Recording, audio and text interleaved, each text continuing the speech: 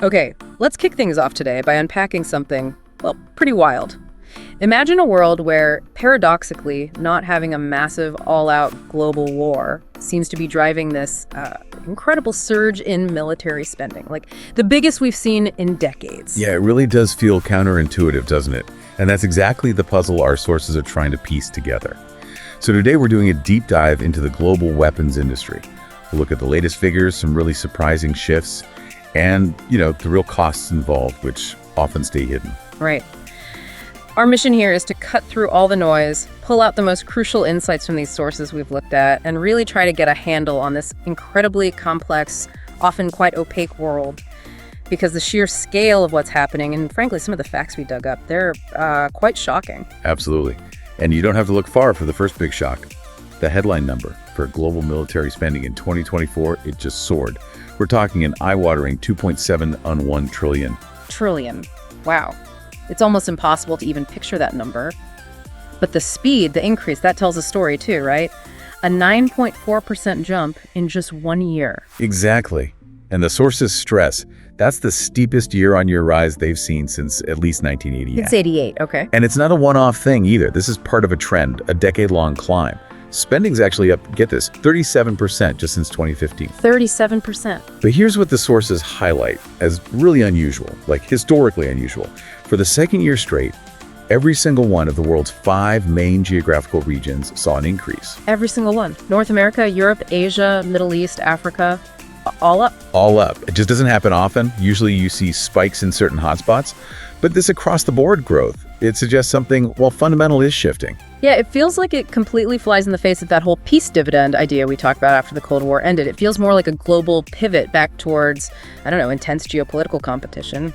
And the sources draw a really clear line, a direct link between this surge and the conflicts happening right now, specifically mentioning the Russia-Ukraine war and the conflicts in the Middle East, like the war in Gaza. These are named as key drivers. So it's not just vague tensions. Active wars are directly pumping money into this sector. Precisely.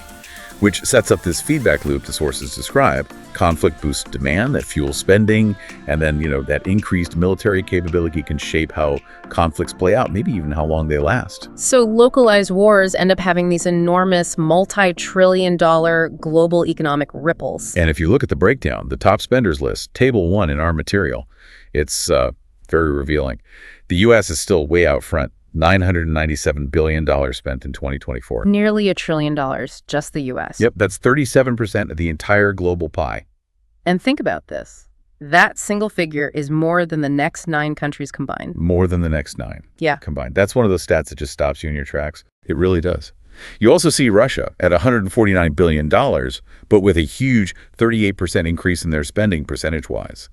China's firmly in second place, around $314 billion. But then there's Ukraine. Their total spend, $64.7 billion, might not top the chart globally, but the share of their economy going to the military. It's astonishing, 34% of GDP. 34%. That number just screams existential threat, doesn't it? It shows you everything about the fight they're in. Absolutely. And we also see Germany with a big jump, 28% increase. And India remains a major spender too, reflecting their own regional concerns and strategic goals. Okay, so that's the money pouring in. Let's follow the money. Where is it actually going? Let's shift from just spending to the actual trade in weapons. Who's selling and who's buying? Right. If the spending is dominated by one player, what about the export market? Even more concentrated, actually. The United States is, well, the undisputed heavyweight champion here too. Between 2020 and 2024, the U.S. accounted for 43% of all global arms exports. 43%. That's huge. The sources really drive home how dominant that is. It's more than 7 times what China exports, and 5 times Russia's share. And U.S. exports grew too, up 21% in that period. The top 5 exporters together, they control almost 3/4, 72% of the entire market. Wow, so it's a very top-heavy market. And it's strategic. The sources are clear. The U.S. uses its defense industry as a key foreign policy tool, supplying allies, especially in Europe now. U.S. arms exports to Europe have more than tripled recently. Tripled. Yeah, something like 35% of all U.S. arms exports now go to Europe, up from just 13% in the previous 5-year period. And that's clearly linked to the war in Ukraine. Directly.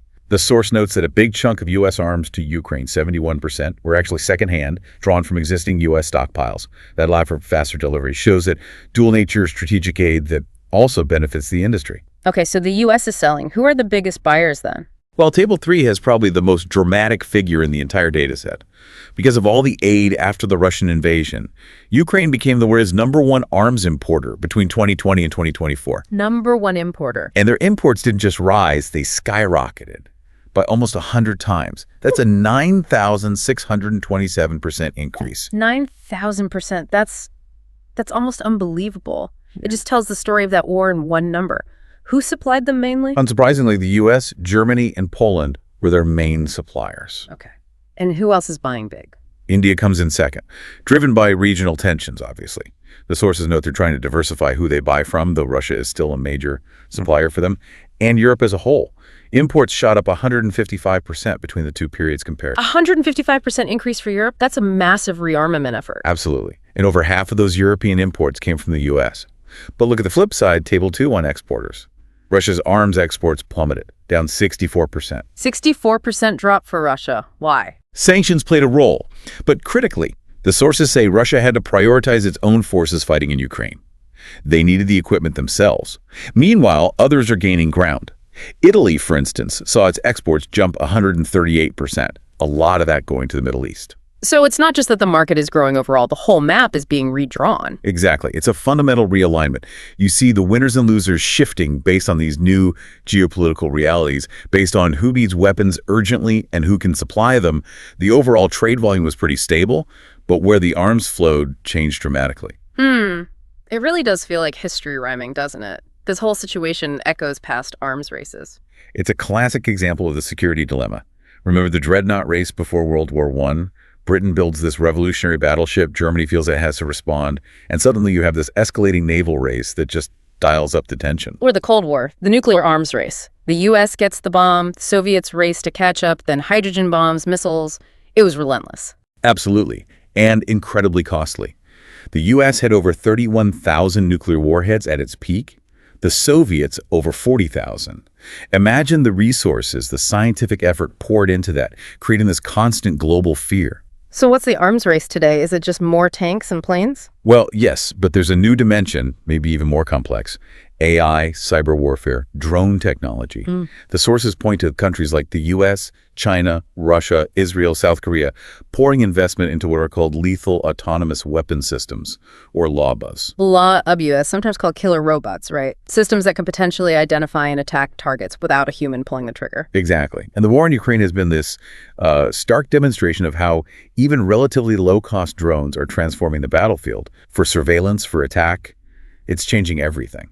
So technology isn't just improving old weapons, it's creating entirely new ways to wage war and raising huge ethical questions along the way. The sources actually link this back to the Cold War computer race, saying strategists knew even then that computing power would be key. And the speed of AI development today makes this race potentially much more volatile, more unpredictable than past ones.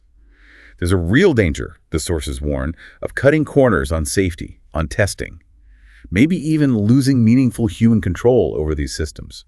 That could lead to, well, catastrophic unforeseen consequences, maybe even existential risks. Okay, so we've got mind-boggling spending, a high-tech arms race. But what about the actual costs beyond the price tags?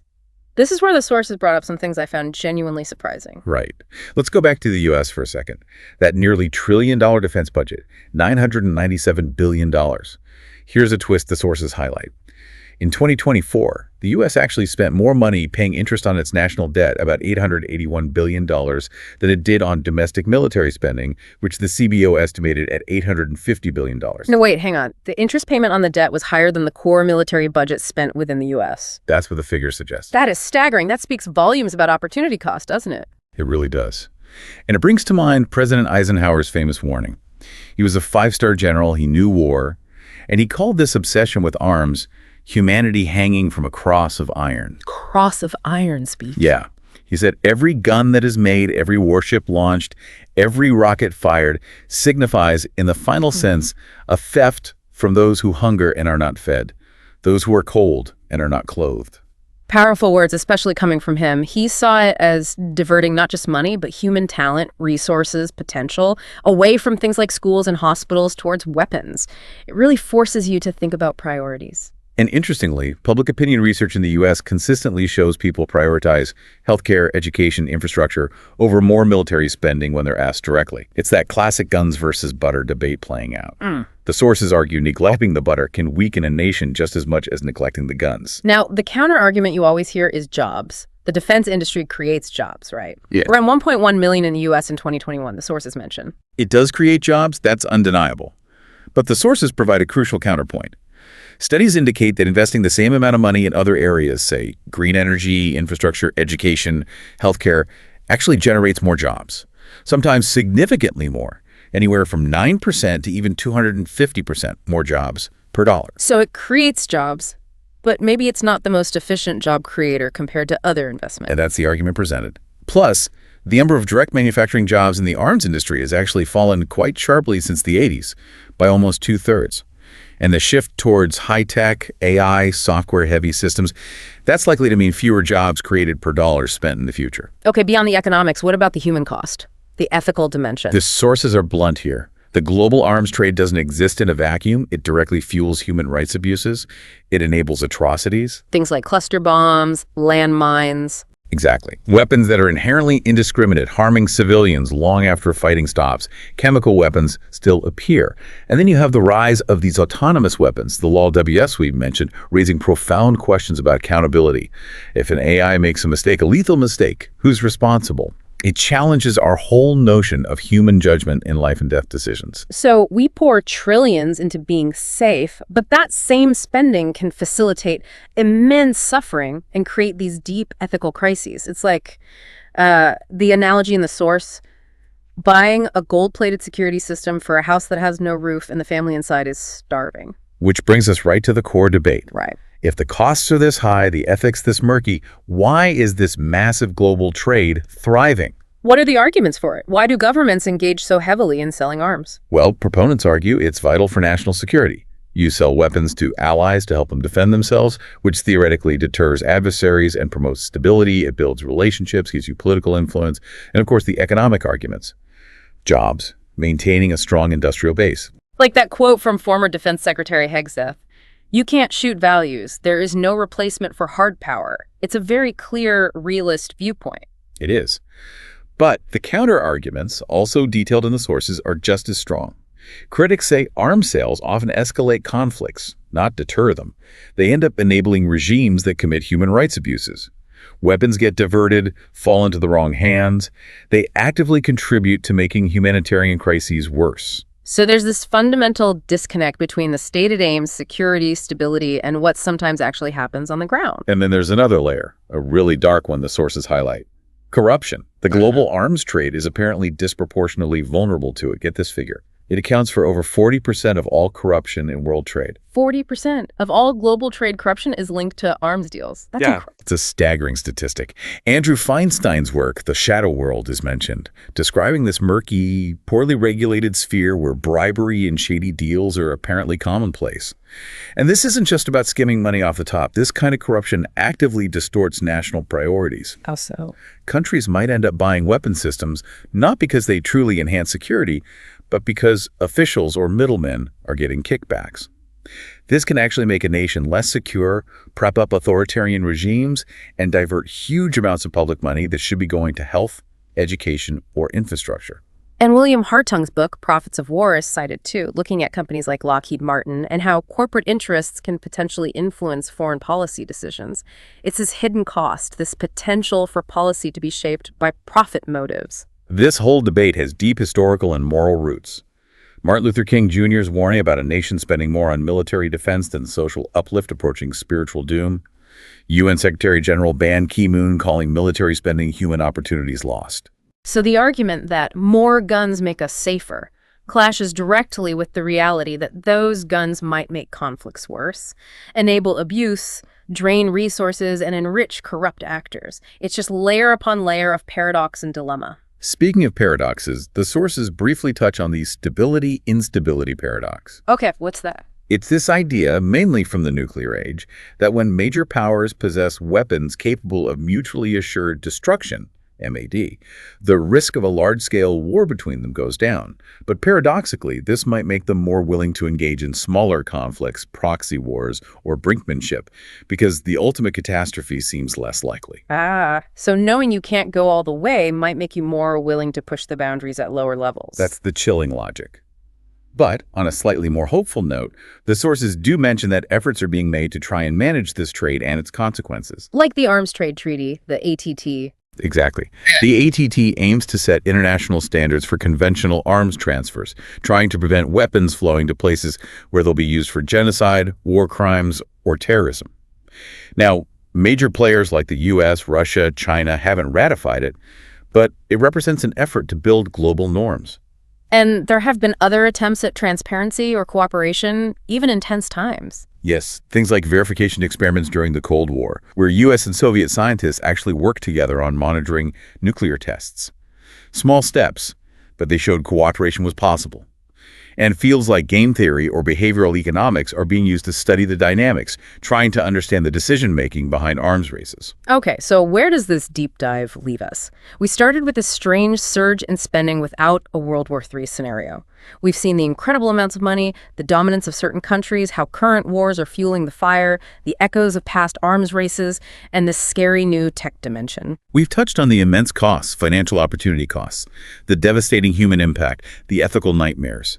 And we've wrestled with the arguments for and against this trade, uncovering that shocking link to corruption. It really brings home that warning from Eisenhower in his farewell address the need for an alert and knowledgeable citizenry to make sure this whole military-industrial complex actually serves peace, not the other way around. It's clearly not simple. It needs constant watching. Absolutely. It forces us, and you listening, to confront really uncomfortable questions about global priorities, about what security really means and how we pursue it. The sheer scale, the rapid changes, the human consequences, it's all deeply interconnected. So maybe the final thought, the really provocative question the sources leave us wrestling with is this. What if?